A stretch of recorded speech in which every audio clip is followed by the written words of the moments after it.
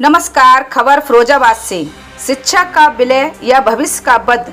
उत्तर प्रदेश में भाजपा सरकार ने हजारों प्राथमिक विद्यालयों को दूसरे विद्यालयों में मर्ज कर समाप्त करने का काम किया, जिससे विपक्ष को सरकार को घेरने का मौका मिला।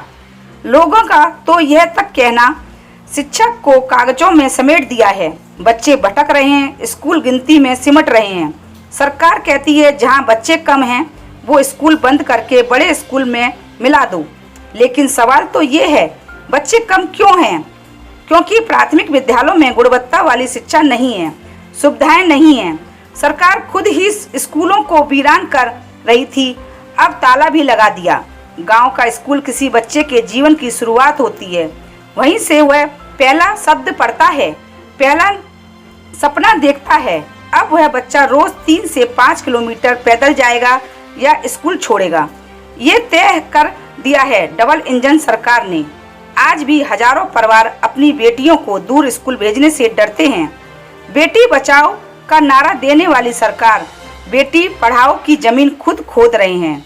प्रदेश में शिक्षकों की भी भारी कमी है, 1.5 लाख से ज्यादा पद खाली हैं। ट्रांसफर नीति अस्त व्यस्त, शिक्षकों पर गैर शैक्षणिक कार्य का बोझ भी डाला जाता है। लेकिन सरकार ने ना शिक्षक भर्ती की, ना संसाधन बढ़ाई, सीधा स्कूल बंद कर दिए। आज के बच्चे कल के डॉक्टर, इंजीनियर, किसान, वैज्ञानिक हैं। भाजपा उन्हें स्कूल से दूर कर रही है।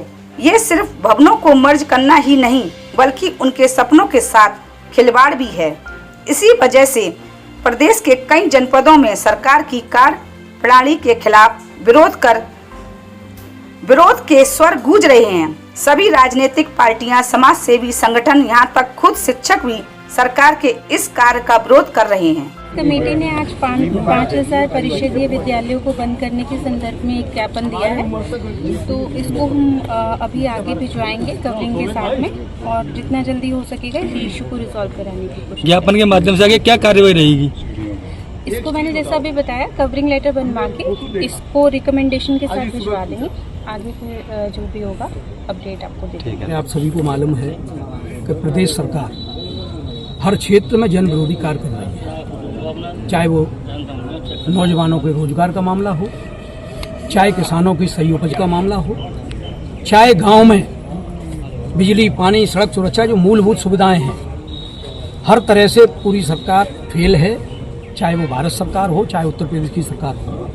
और अब तो जो देश की रीढ़ है, जो देश की नींव है, क्योंकि शिक्षित व्यक्ति ही हर कार्य करने में सक्षम होता है, चाहे कोई भी क्षेत्र हो। लेकिन ये सरकार अब शिक्षा को भी समाप्त करने पर उतर आई है। जैसा कि आप सभी को मालूम है कि हमारे जनपद में 101 परिषदीय विद्यालयों को बंद करने की साजिश रची जा रही है, और पूरे प्रदेश में 5,000 विद्यालयों को बंद करने का काम कर रही है ये सरकार। और ये तो केवल नमूना है, जैसा कि ये अपनी टीआरपी देखते रहते हैं, तरह तरह के हथकंडे अपनाकर अभी 5,000 को बंद कर रहे हैं। आगे चल के सारे परिषदीय विद्यालयों को इनकी बंद करने की योजना है।